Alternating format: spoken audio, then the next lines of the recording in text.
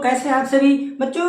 हमें जहां तक उम्मीद है कि आप लोग एकदम बोर्ड एग्जाम में पूरी तरह से जुट चुके होंगे, ठीक है ना। इसमें कोई भी दो राय की बात नहीं है। लेकिन एक समस्या बच्चों के अंदर जरूर आती है कि किस प्रकार से हम पेपर में करेंगे, किस प्रकार से टाइम को मैनेज करेंगे। ये सबसे ज्यादा जरूरी बात है, क्योंकि 2024 में जो पेपर आया था वो भैया मैं आपको खुद बता दूं, मैं प्रत्यक्ष प्रमाण हूं उसका। ये पेपर बहुत ही लेंदी पेपर था, लेंदी यानी बहुत ही बड़ा था। एक चीज आप लोग कह सकते हैं कि पेपर जो बनाया था वो हमको लगता है कि यानी किस मूड में था, क्योंकि जो प्रश्न उसको बड़े नंबरों में देना चाहिए वो छोटे नंबरों में दे दिया था। अब जैसे देखिए पेपर पैटर्न क्या होता है, आप लोगों में 9 क्वेश्चन आते हैं। 9 क्वेश्चन में पहला प्रश्न जो रहता है उसमें आपका रहता है एमसीक्यू, 5 एमसीक्यू आते हैं। उसके बाद का जो होता है रिटन होते हैं, बट आपको ध्यान है वो एक एक नंबर वाले रिटन होते हैं, एक एक नंबर वाले। जो आगे का चलते हैं तो उसमें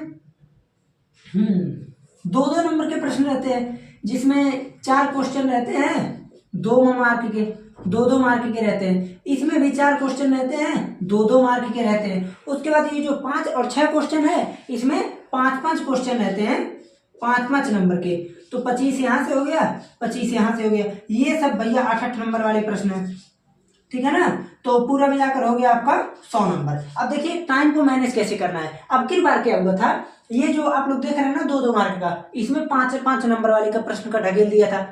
और गलती क्या हुआ, चूंकि बहुत बच्चों का जब मैं पेपर देकर बाहर निकला तो बहुत बच्चे ये कह रहे थे मेरा लास्ट का छूट गया, कोई कह रहा था मेरा बीच का छूट गया, कोई कह रहा था मेरा रिवीजन करने का टाइम नहीं मिला। लेकिन मैं आपको ये बता दूं कि आपको पेपर में टाइम को मैनेज करना बहुत ज्यादा जरूरी है। मैं तो भैया करता क्या हूं, जैसे देखिए मैं ये सोचता हूं कि अगर मान लीजिए आप पेपर आपको मिला, डायरेक्टली आप पहले ये खोलें और आप ये देख लिए कि हमको 8 नंबर का एक प्रश्न नहीं आ रहा है, तो उस चक्कर में इधर का आपका 1-1 2-2 गलत होता चला जाएगा, भले आता रहेगा। क्यों? क्योंकि मैं देख चुका हूं ऐसा। अगर आप जो है पेपर मिलते ही एक किनारे से करते हुए आराम से चलते हैं तो कोई समस्या नहीं होगी। अब आराम से मतलब ये नहीं लगे हुए कछुए की चाल चले, नहीं। जो भी सवाल आ रहा है तुरंत देखे, तुरंत किए, तुरंत आगे बढ़े, तुरंत किए। लिखना कैसे है, बिल्कुल आसान। जैसे मान लीजिए आप प्रश्न 1 है तो आप डाल देंगे सीधे प्रश्न नंबर 1, प्रश्न 1 डाल दिए। अब उसके बाद पहला प्रश्न है, प्रश्न नंबर 1 का पहला प्रश्न एमसीक्यू है तो यहाँ पर आप उत्तर लिख के सही मार दीजिए। दूसरा प्रश्न है एमसीक्यू ही है, लिखकर सही मार दीजिए। इस प्रकार से कीजिए। और ये नहीं कि एकदम इधर लिखे ना, ये कॉपी बीच में लिखिए भैया। कॉपी किस लिए दिया जाता है, इसीलिए तो खूब लिखिए, हम चाप के लिखिए, ठीक है ना। और अगर कोई समस्या आती है तो फिर हम तो है ही, हमको बता सकते हैं, ठीक। और देखिए एक चीज और, जो यहाँ पर 4-4 क्वेश्चन 2-2 मार्क के रहते हैं, वो जो क्वेश्चन होते हैं होते तो बहुत ही आसान है, बहुत आसान होते हैं। लेकिन आपको ध्यान ये देना है कि इसमें जो है हम तनिक भी धांधली ना करें भैया, क्योंकि कभी कभी बड़े क्वेश्चन आ सकते हैं। इसी में कभी कभी बड़े क्वेश्चन को चाप देते हैं। और ये जो 5-5 नंबर के हैं ये तो सभी प्रश्न अनिवार्य रहते हैं, अनिवार्य सभी में रहते हैं। लेकिन ये जो भैया अगर ये कर देते हैं, समझ लीजिए आधा नंबर परफेक्ट हो गया, 25-25 50 नंबर मिल जाता है, ठीक। और इसमें ये जो 8-8 नंबर के हैं इसमें आठवें में करके 2-2 प्रश्न रहते हैं, आर वाले प्रश्न है सब, ठीक है ना। ये भी। और अब देखिए एक समस्या और आती है कभी कभी। अब जैसे आर आप लोग देख के गए हैं तो कभी कभी उल्टा क्वेश्चन पूछ लेता है। कैसे? तो कभी कभी उल्टा क्या कर देता है, जैसे 8 नंबर का है ना तो कभी कभी कह देता है 5 नंबर का एक प्रश्न, 3 नंबर का दूसरा प्रश्न। अब की बार ऐसे ही आया था, ठीक है ना, ऐसे ही प्रश्न आया था। तो चूंकि मेरा तो भाई मैथ का पेपर बढ़िया गया था, मैथ के पेपर में कोई समस्या नहीं था। बट हमको नहीं पता कि उन लोग कहाँ से मेरा काट लिए 4 नंबर। मेरा मैथ में 96 नंबर था, चूंकि मैं 100 का करके आया था, ये मेरा तो फुल यकीन था। लेकिन 4 नंबर काट लिए सब, तो क्या ही किया जाए, जब किस्मत ही, ठीक है ना। खैर छोड़िए, आप लोग मेहनत कीजिए, मेहनत करेंगे तो नंबर जरूर मिलेगा, ठीक है ना। तो वैसे भी मैं किस्मत पे नहीं, जब मेहनत पे भरोसा करता हूँ। अगर मैं मेहनत किया होता, भले ही किसी नंबर में कहीं भी अगर कोई चीज़ हो जाती है, कम नंबर आ जाता है या फिर कुछ भी, तो मैं मेहनत पे विश्वास करता हूँ। मान लीजिए मेहनत अगर करिए रहेंगे तो किस्मत भी उसी का साथ देगा, मेहनत ही नहीं करेंगे तो किस्मत क्या घंटा साथ देगा, ठीक है ना। तो देखिए, और अगर आप लोग ये इतना हो गया, आपको लिखने का तरीका तो पता चल गया, टाइम कैसे मैनेज करना है ये देखिए।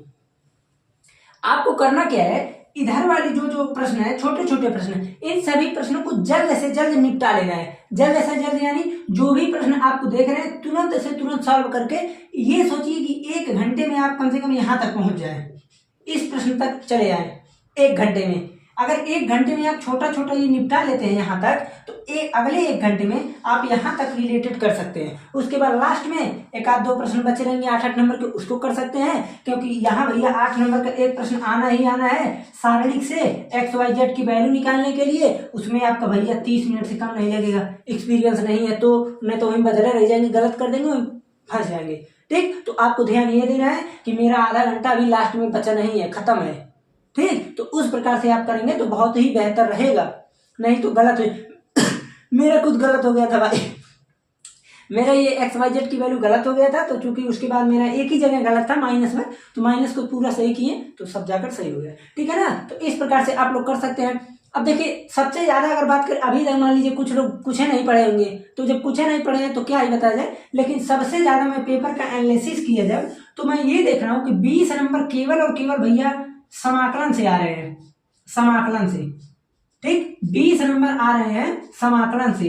अब उसके बाद आपको पता होना चाहिए कि पूरा कैलकुलस मिलाकर आता है लगभग 46 से 50 नंबर के बीच, पूरा कैलकुलस।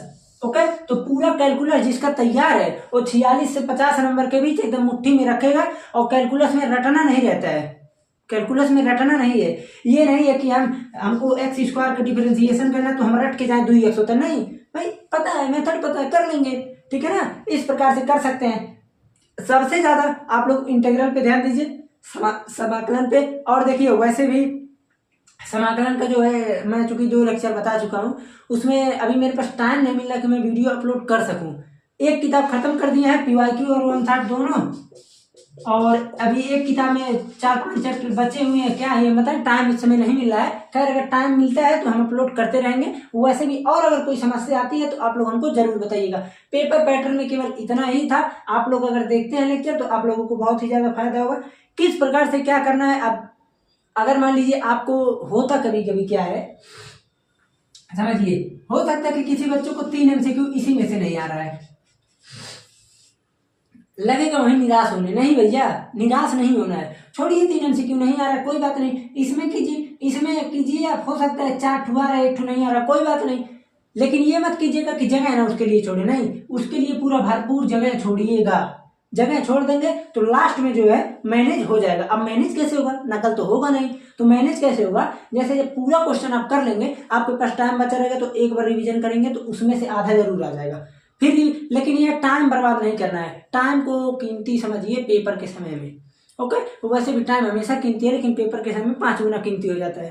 ठीक, क्योंकि पूरे साल 2 साल का मेहनत रहता है। ठीक है ना, तो बस 12वीं वाले बच्चों को बस हम इतना ही बताएंगे, और अगर इसके बाद कोई समस्या आती है तो कमेंट में बता सकते हैं, उसका निवारण हम करेंगे। इसी प्रकार से मैं सोच रहा हूँ फिजिक्स और केमिस्ट्री का भी थोड़ा सा एनालिसिस कर दें, जिसमें बच्चों को कुछ समस्या हो तो दूर हो जाए।